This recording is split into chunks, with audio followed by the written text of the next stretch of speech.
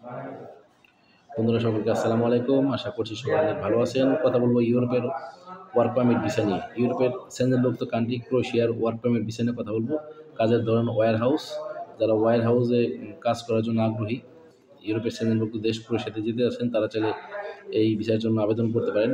আপনার ক্রোয়েশিয়াতে যাওয়ার পরে আপনার বেতন হবে 800 থেকে 1000 ইউরো, সাথে ওভারটাইম থাকবে, ডিউটি 8 থেকে 10 ঘন্টা এবং থাকা কোম্পানি প্রোভাইড করবে, খাবার আপনার নিজের।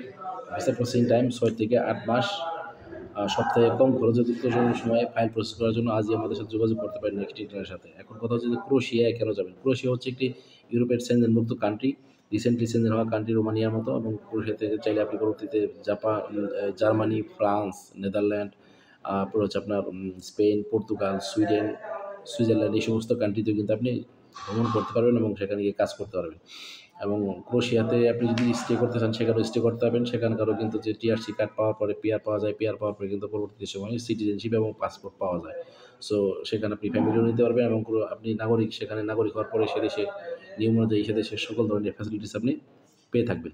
সো আর দেরি কেন, ক্রোয়েশিয়াতে আপনি ওয়ার্ক পারমিট আবেদন করার জন্য আজই আপনারা আমাদের সাথে যোগাযোগ করেন। কাজের ধরন ওয়্যার হাউস, বেতন হবে 800 থেকে 1000 ইউরো, সাথে ওভারটাইম থাকবে, ডিউটি 8 থেকে 10 ঘন্টা, থাকা কোম্পানি প্রোভাইড করবে, খাবার আপনার নিজের। ভিসা প্রসেসিং টাইম 6 থেকে 8 মাস।